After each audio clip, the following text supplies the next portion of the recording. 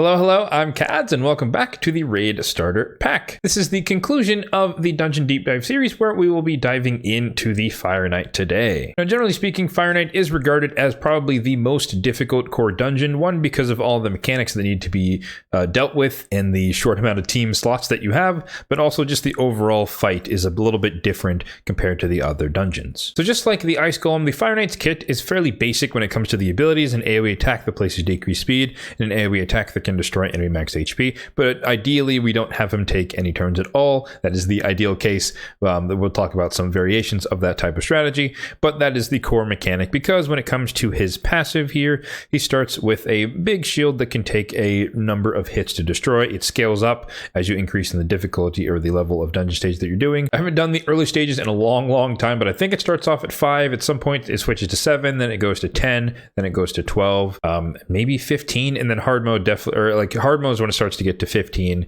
18, and then eventually ends at 21 for the highest level of hard mode. So why do you want to get the shield down? Well, he takes 80% less damage, meaning that you're basically never going to kill him if you don't get the shield down. And then he's also immune to any and all debuffs, so you can't land decrease defense, decrease attack, etc. And he will slowly kill your entire team.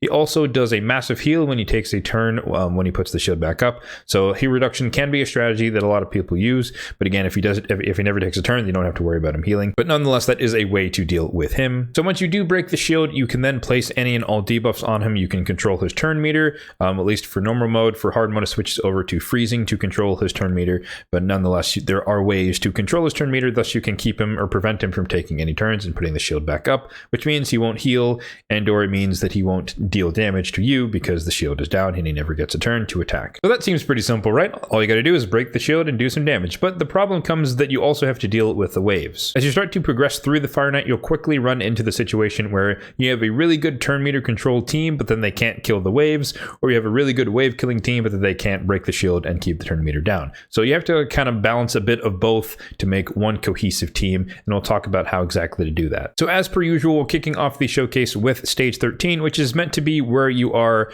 in the progression of your account. We're not going to cover the lower stages because you can kind of just brute force them. This is where you kind of start to have to think about the strategy a little bit. So we have a pretty standard comp here, all rares and one uncommon, and we can see that we have Apothecary in the lead, nice aura for dungeons, but he notably has a triple hitter on the A1, which is very useful. We're going to use that. Kale here is a representative of your starter. In this case, he just happens to work because he does have a quad hitter on his A3, which is very useful. We can turn that off with the AI overrides and have him use that into the shield to make sure that we break it. We have a debuffer slot here, War Maiden, Campaign Farmable. We have a flex spot here. You can say this is wave DPS, this is some other form of turn meter control, whatever it needs to be, whatever you have on your team, but in this case we're just using wave DPS for Elhain here. And note that we do have a couple of negative affinities here. It doesn't really matter. Stage 13, we can get through it with these champions specifically. And then we have Armiger in here for turn meter control on the A1, as well as a little bit of enemy max HP on the A2. So we'll go ahead and run this and talk about some of the higher level strategies that you're going to want to look out for when it comes to this. One thing I did mention for Apothecary is that he does have a triple hitter on the A1, which is very good. So if you have a lot of people or you have multiple champions that have multi-hit abilities, it's going to be a lot stronger. Obviously, that would make sense when you combine that with things like counterattack and or ally attack, because you're going to attack with your default skill or your A1. So having a bunch of or double hit or triple hitters combined together with ally attack, counterattack will be very strong. You can also use reflect damage, because reflect damage will count as 5 hits, provided that the Fire Knight does damage to you. It doesn't hit a shield or anything like that. So you do have to make sure that you deal enough damage in that regard. So you can see there, we kind of lined up our abilities, got the shield down. He's probably going to get it back up just because we didn't get a bunch of hits. Maybe they'll get nope, yeah, he's going to get it back up, which is fine. So again, this is the early game representation of your team. You're going to be able to take the smacks as long as your champions are built somewhat well. We're not really worried about that, but just to show you that it's not going to be perfect right out of the gate. We only have one champion in here who does turn meter control. That's Armiger, and yeah, he's not going to be able to do it on his own. So as you progress and you get more champions, you can do the job better. better, you start to add them into the team. And like I said, Elhain here is completely flexible because Kale is definitely a nuker in his own right, and she's just kind of there just to make it enforce that this is early games. You're not going to have a perfectly optimized team. But as I was saying, with the reflect damage, that can buy you 5 hits into the shield. Granted, you do have to let him take a turn, which could be detrimental because he can start to hit really, really hard as you start to go up in the stages. But nonetheless, if you're just trying to break through, you don't have a bunch of multi-hit champions for reflect damage champion, you can definitely do the job. So now let's take a look at the mid-game variation of this team, with stage 20 being the one we highlight here. Now granted, this will take potentially 6 months to a year to get a team like this for stage 20, depending on your RNG and luck if you get the right champions.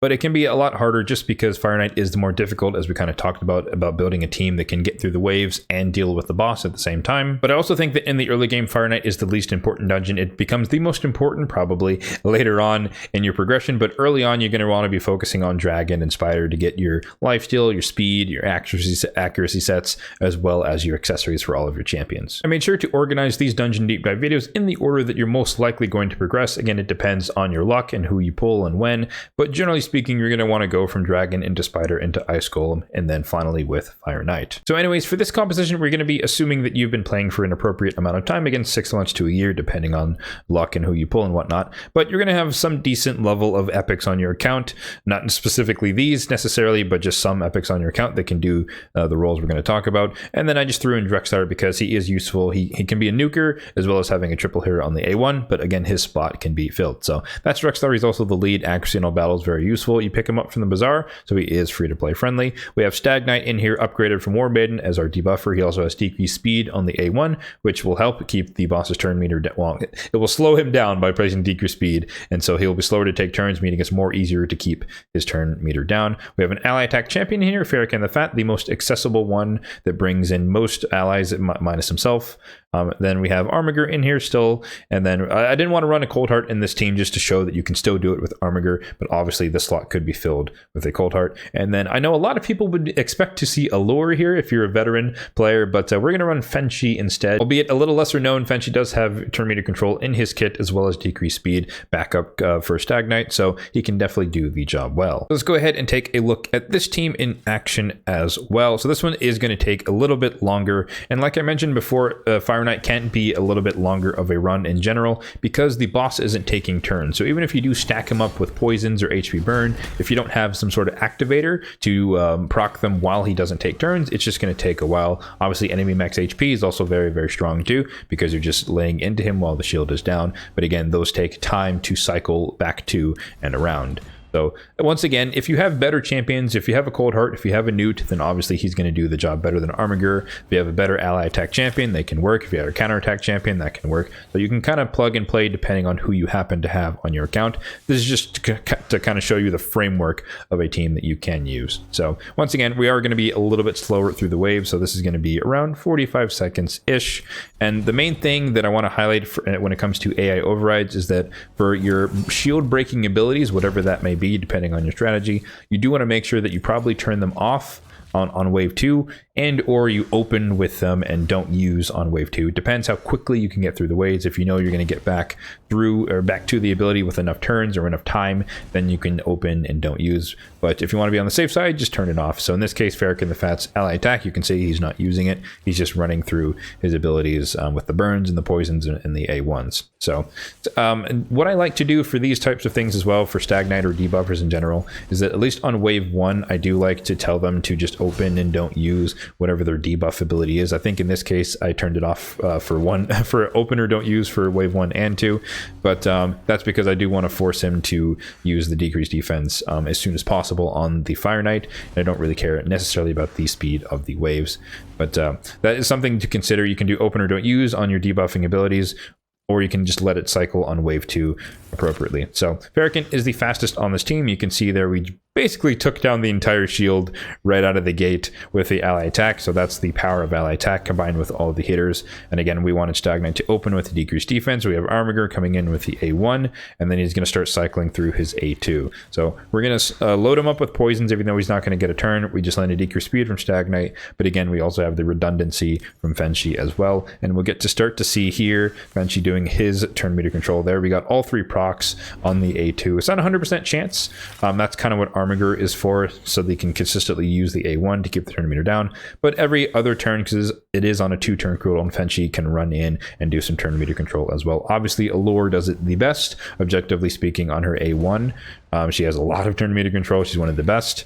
And then obviously, if you have a Newt, he's like the king of Fire Knight, normal and hard mode. We'll get to see him a little bit later when we talk about hard mode Fire Knight. But yeah, so Fenchi, again, doing his job. Got lucky there, another triple proc on the turn meter control. And basically, this is it. We have, we got the shield down. We're cycling through our abilities here. I don't have Poison Explosion or anything to take advantage of that aspect of it, but we are just going to go with raw damage, Giant Slayer, War Master hits, and then enemy max HP from Armiger is going to finish him off here. So 3-minute runs, not the fastest run, but again, you're working towards more success rate than speed at this point in your progression. So now let's take a look at what late game Fire Knight can look like with stage 25 here. And this is my actual team that I do run whenever we have to run Fire Knight, stage 25. I haven't been able to make a high success stage 10 hard mode team, as we'll talk about a bit later. But yeah, since I can't do that yet, I've been still running stage 25, and it definitely suffices when it comes to gearing. But so this is going to be a lot different than what we've seen before. We do have Allure in here because she is positive affinity or stage 25, so she does have turn meter. We were using her for turn meter control.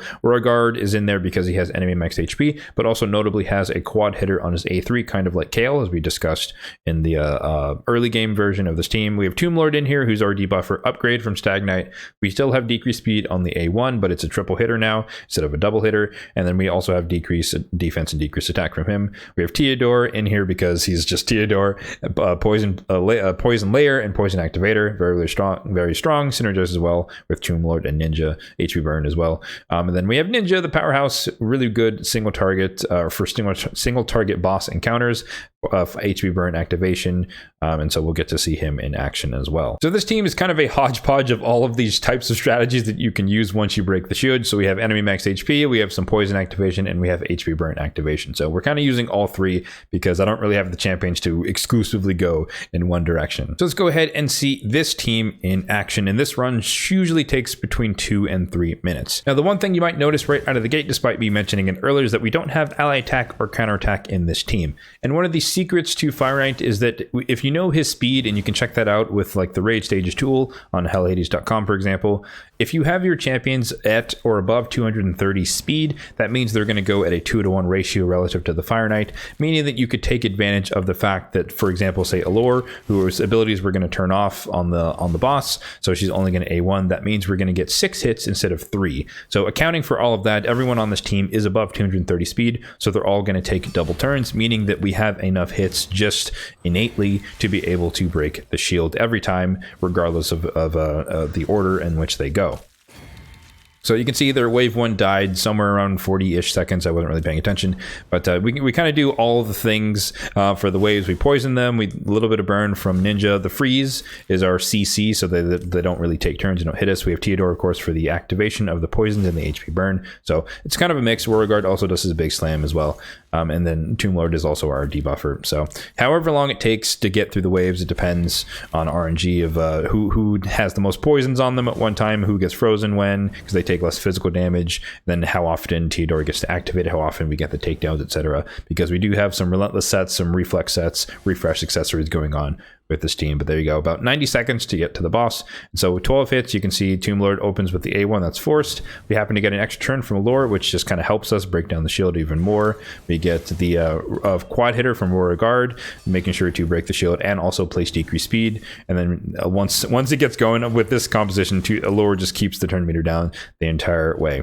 One thing to note also for stage 21 through 25, that turn meter effects are reduced, and so you're going to get half of it from Allure's A1 and whatever else. So just keep that in mind, that she might need to work a little bit harder for those stages relative to stage 20 and below, as well as enemy max HP hits are capped. So even though Beauregard is doing his slam whenever he can, it's only going to do 10% maximum. So that's why we're combining him with some other damage abilities whilst the Fire Knight does not take any turns. So let's see here who's going to get the final blow. It might be Ninja in this run. It kind of varies. Oh no, it might be Theodore. We'll see.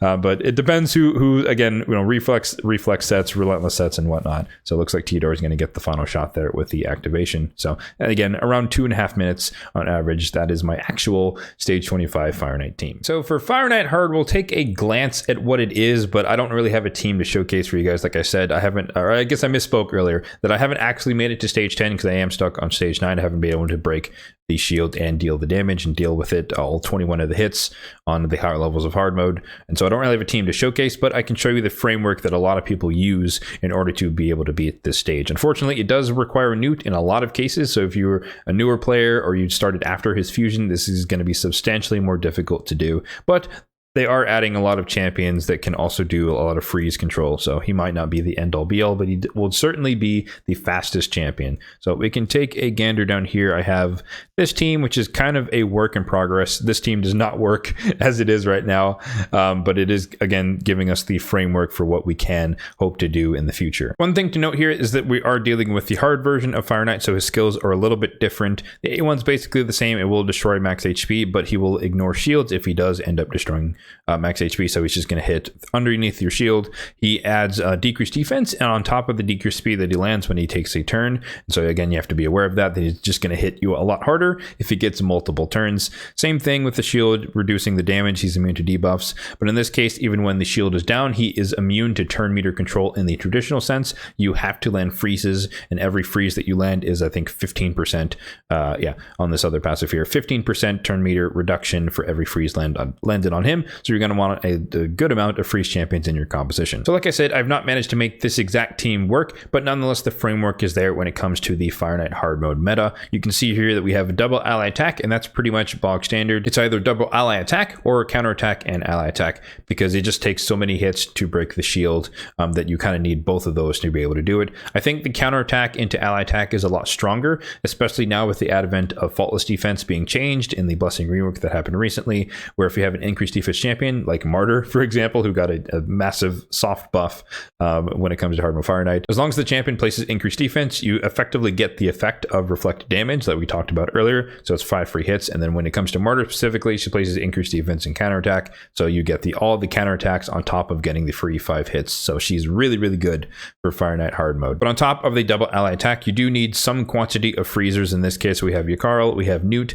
so they can both freeze on their A1, and then Carl can freeze on actually every one of his abilities. So he can definitely do the job, but not alone. And then we have Tomb Lord in here because he's a debuffer, but he also has a triple hitter on the A1. You'll notice a trend here that we have 2 champions that have triple hitters, Newt and Tomb Lord, and then we have a double hitter with Yakarl, and then single hitters with the ally attackers. But again, we're combining as many utility champions that have the abilities that we need, but also a lot of multi-hits in their kits. Now, this is not necessarily a hard mode strategy guide, but of course you have champions like Neldor, Rhineblade, who's relatively new, crowded in the blue, so there are a lot of more freeze champions. Blizzard the Howler, previous fusion, there are a lot more freeze champions in the game that are definitely kitted to be able to work and help with Fire Knight hard progression if you are at that stage of the game. So as usual, let's take a look at the builds on these champions just so you have an understanding of how and why those teams work. And of course, I'll issue the standard disclaimers here that I am in the end game, meaning that my champions are going to be built more end game regardless of their rarity. So keep that in mind, and I'll try to mention when they have extra, let's say, bonus stats relative to the early game that you don't necessarily need to focus on,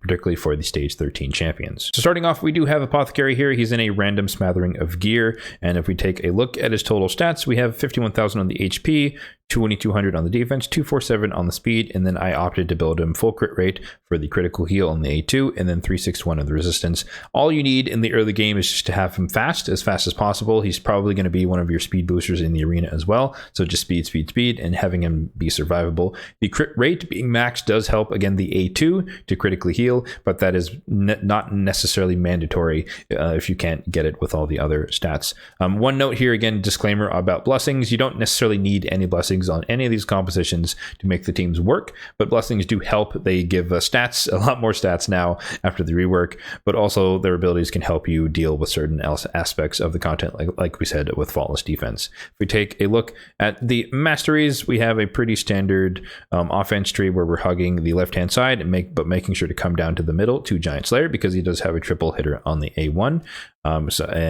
For the support tree, we're going and picking up a lot of the healing masteries and lower steel as well. well, Spirit Haste, and Lasting Gifts, because he is a healer support, but he also does turn meter fill, increase speed, so this can extend the duration of increased speed buffs. Moving on, we have Kale here, who is one of my repurposed rares for the endgame secret rooms, Doom Tower, and he is built more of a nuker style here, so in a stun set for Doom Tower Heart Secret Rooms. But HP 3200, 3700 on the attack, 198 on the speed, full crit rate, so he is crit capped, 203 on the crit damage, and then 225, just enough accuracy to land the poisons if need be on some of the secret room hard stages like we mentioned. Phantom Touch is probably the most optimal blessing if you're going more of a nuker build, because it scales off of attack, so he just does a little bit more damage, or has a chance to do a little bit more damage. If you're using your starter Kale for clan boss progression or demon lord progression or anything like that, dungeon progression, you're definitely going to want to come down the left hand side of the offense tree to War Master, because that's the best boss killing ability for him. He does have a single hitter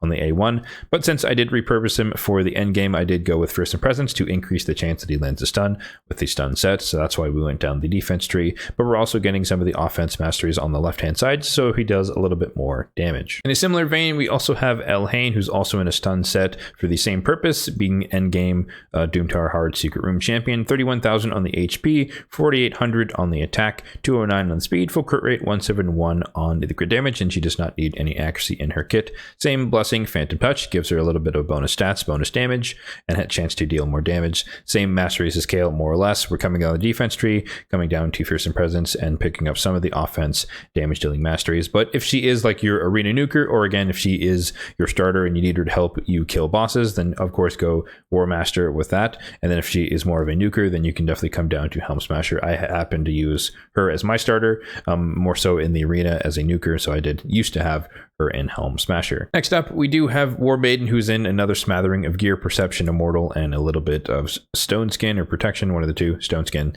But yeah, so I guess that's the accessory. She's just kind of in Perception and Immortal. So we take a look at her stats here, 44,000 on the HP, so she's built a little bit more tanky, a little bit more survivability, 3,200 on the attack, so a little bit of smacking as well, 242 very fast on the speed, 104 on the crit rate, so full crit rate, 218 on the crit damage, 263 on the accuracy, again, enough to land it in most cases against Doom Tower Hard Secret Rooms and Faction Wars as well. She's my Faction Wars debuffer. Phantom Touch, once again on the blessing, just deals more damage because she is crit capped.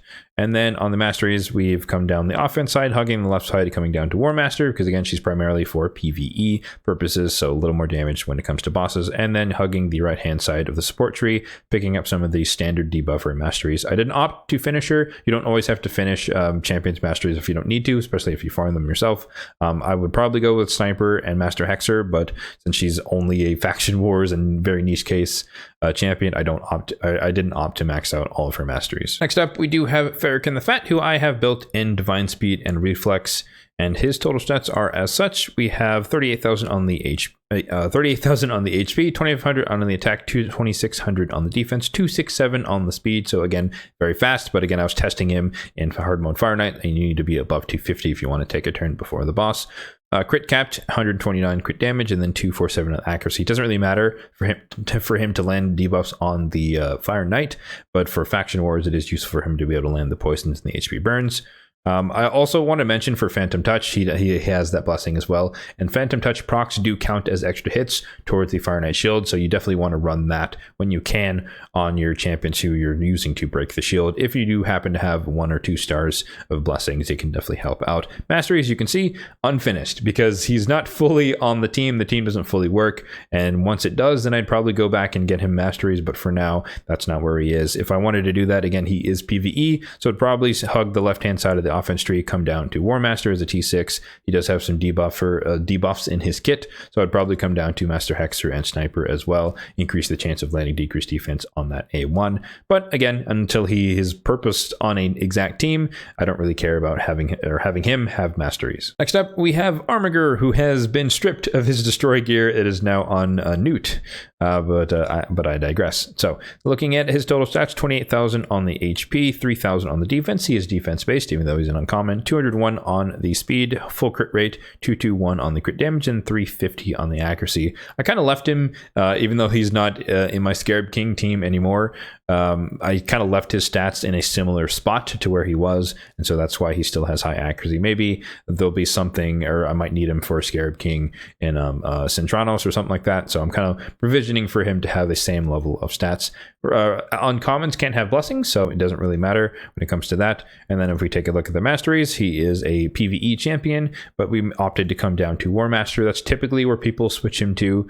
Flawless Execution is usually where people start, just because you don't have a lot of crit damage, and he does have enemy max HP on his A2. But once you kind of start to crit cap again, like we talked about, stage 21 through 25, it doesn't really matter to have a bunch of crit damage when you're going to be crit capped or enemy max HP capped.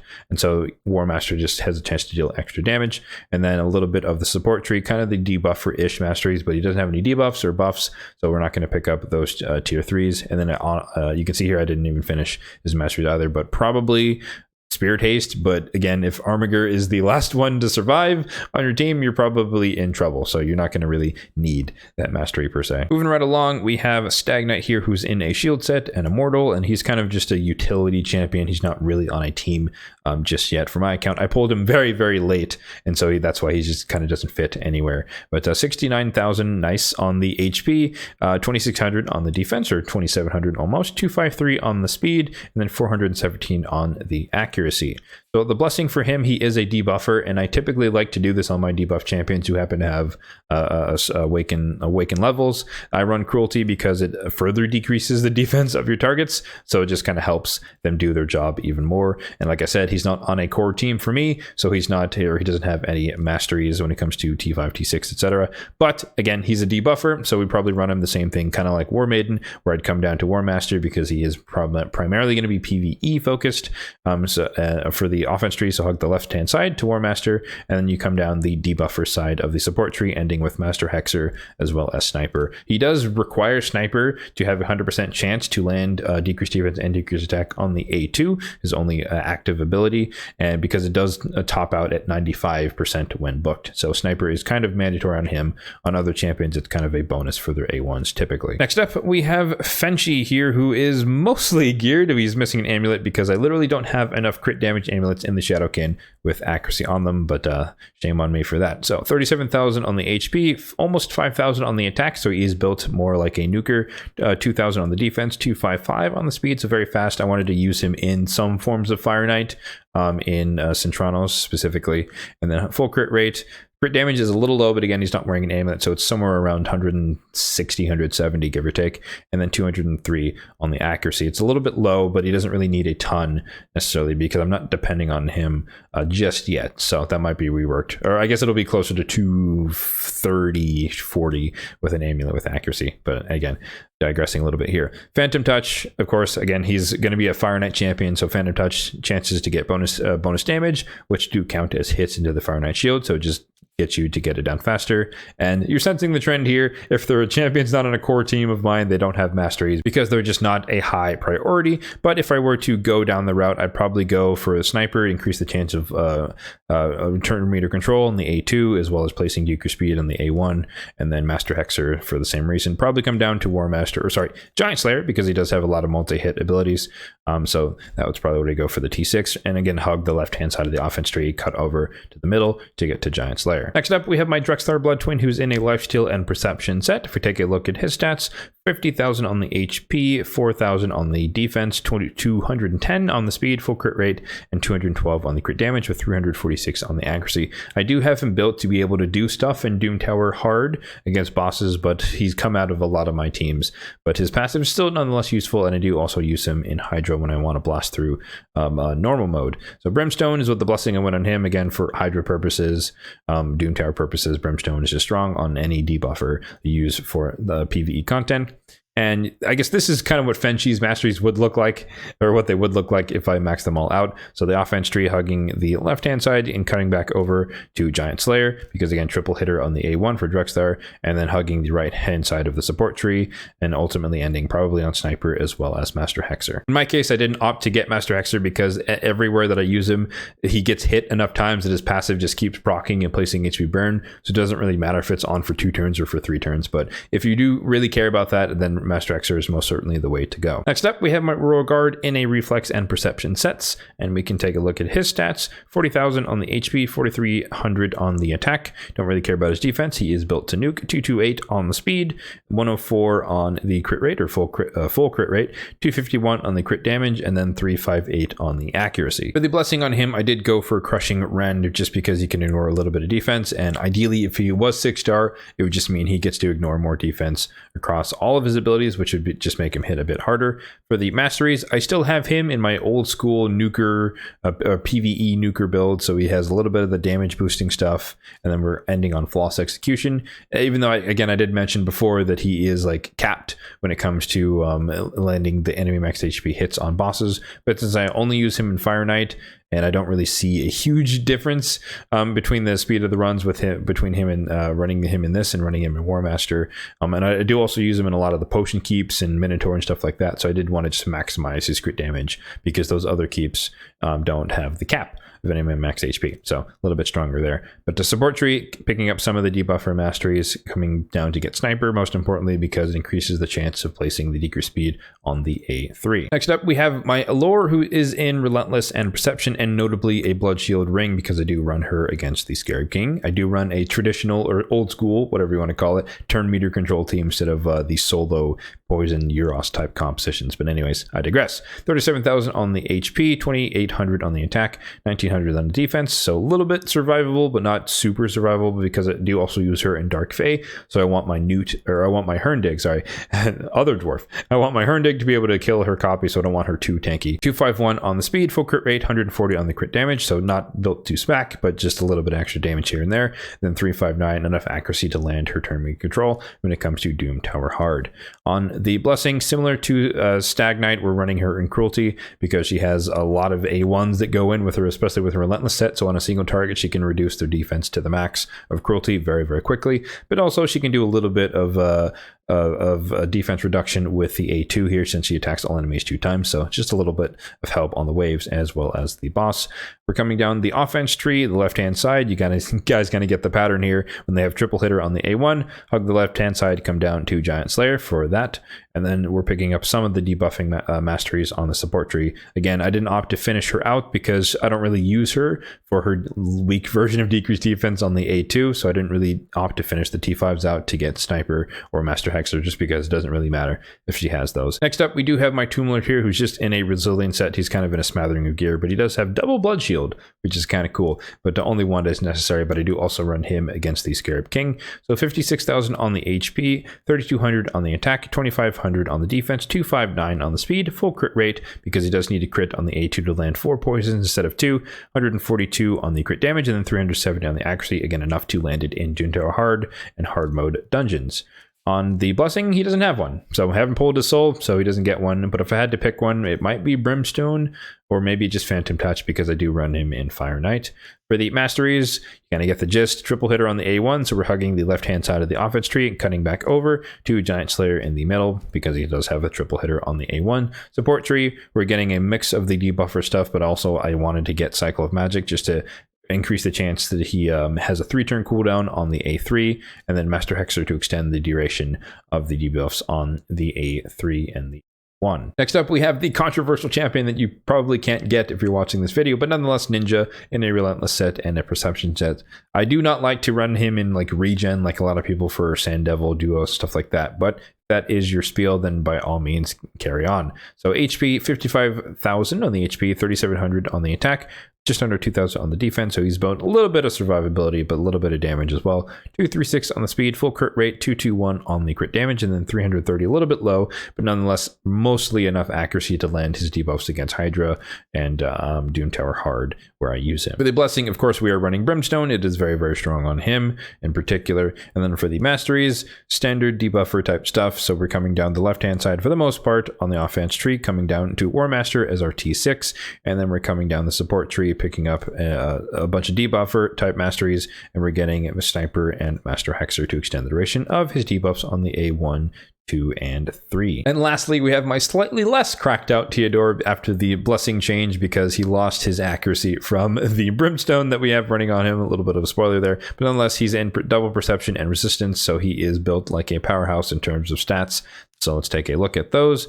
65,000 on the HP, 2,600 on the attack, although he's a more for support, 3,800 on the defense, 245 on the speed. We don't care about the crit rate or crit damage, 490 on the resistance, and then 351 on the accuracy. So he's built to resist stuff in hard mode dungeons, but also to land his debuffs in hard mode dungeons and or Doom Tower wherever I need him. Mentioned that we have Brimstone, 4-star, happy to get lucky with that.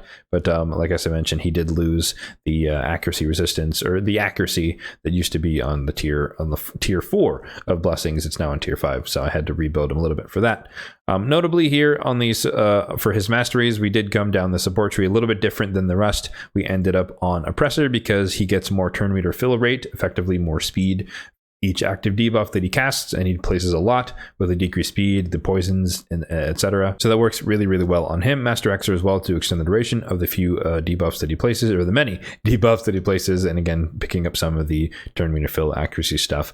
Coming down the defense tree as well, we don't really want War Master on him because I do run him in Ice Golem and such like that, and I don't really want to proc the retribution hits of the boss, so I ignored the offense tree on purpose. So a little bit of more survivability defense masteries, and then you can see here I didn't opt to finish them because it doesn't really matter for the use cases that I'm running them in. All right, so that's going to do it for this deep dive into the Fire Knight's Castle, the most difficult dungeon of the core, as well as the most difficult hard mode dungeon of the core 4 dungeons. This does also conclude the Dungeon Deep Dive series, but don't worry, the Raid Starter Pack will continue on with installments looking at Demon Lord Clan Boss and potentially Hydra in the future. I'll let you guys guide me in the comment section, but let me know if there are other areas of the game you want me to deep dive in this series as well. I can talk about Faction Wars, Doom Tower, at least normal mode, but as we start to progress harder and harder, then it becomes less of a starter pack and more of an end game type guide, because some of this content is meant to be when you're later on in the game. So again, let me know in the comment section down below what you guys would like to see more beyond the core 4 dungeons. As always, if you did find this video helpful, then be sure to hit that like button down below, and if you enjoyed the video, then feel free to subscribe to the channel for more content just like this one